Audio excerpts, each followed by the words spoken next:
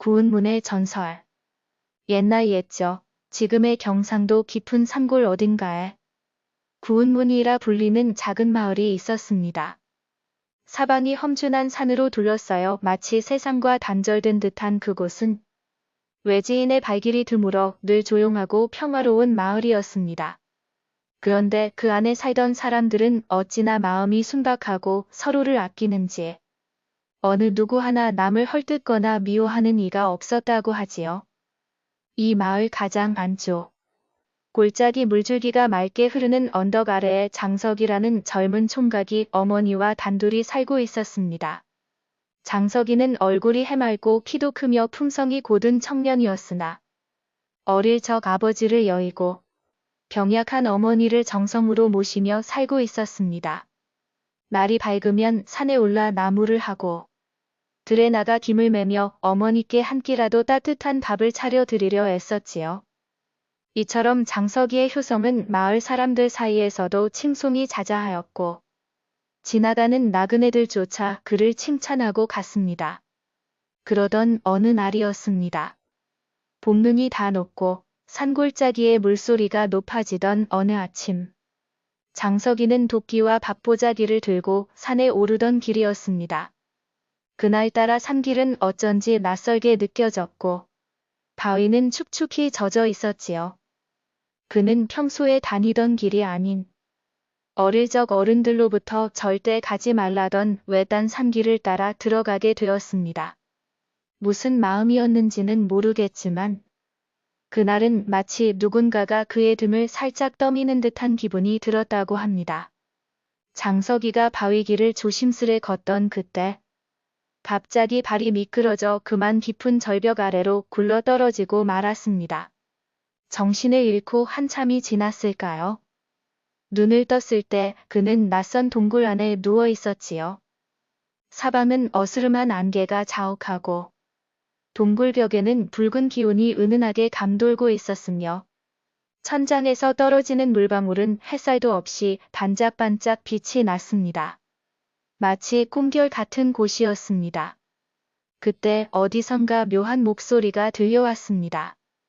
젊은이여, 어찌 이곳까지 오게 되었느냐? 놀란 장석이는 일어나 주위를 살폈으나 아무것도 보이지 않았습니다.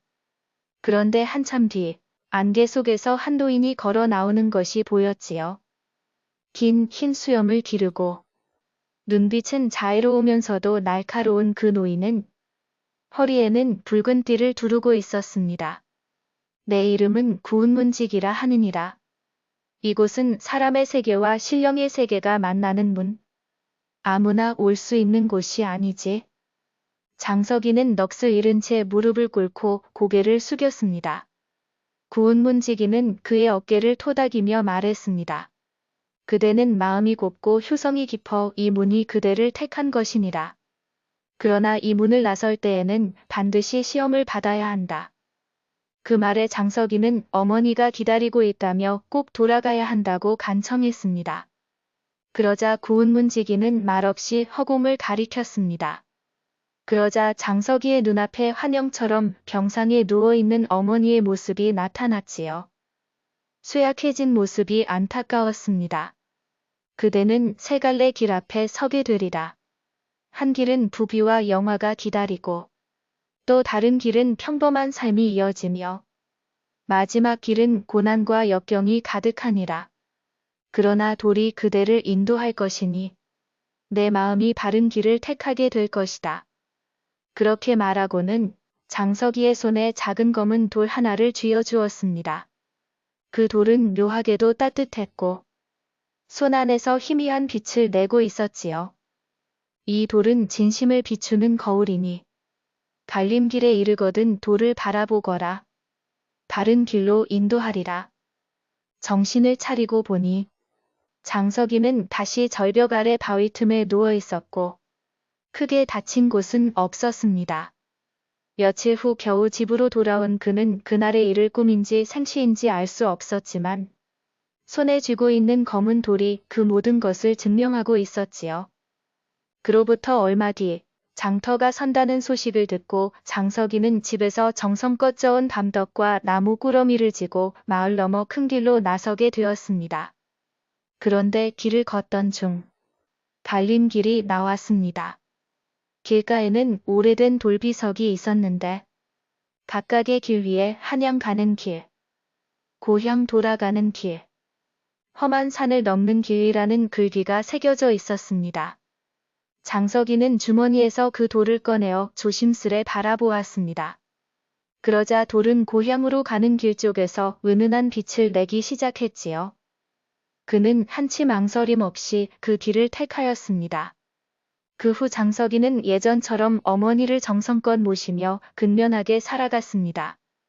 가끔 사람들은 그에게 왜 부귀영화의 길을 택하지 않았느냐고 물었지만 그는 그저 돌이 이끄는 길이었을 뿐이라며 미소 지을 뿐이었습니다.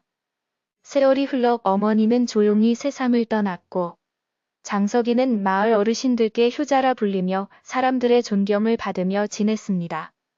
자신의 삶을 과시하지 않고 누구보다 겸손하게 살아갔지요. 그러던 어느 겨울날 장석이는 아랫목에 조용히 앉아 그 돌을 한참 바라보다가 조용히 숨을 거두었습니다. 이상하게도 그날 밤 그의 집 지붕 위로 은은한 빛기둥이 하늘로 뻗어오르더니 마치 문 하나가 열리는 듯한 모습이 보였다고 하지요. 그 문은 구운 문지기가 말하던 바로 그 문과 같았다고 전해집니다.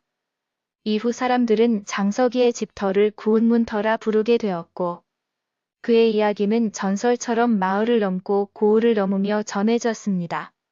사람들은 말합니다.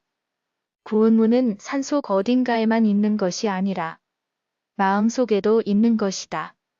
진심으로 바른 길을 걷는 사람에게만 문이 열리니라.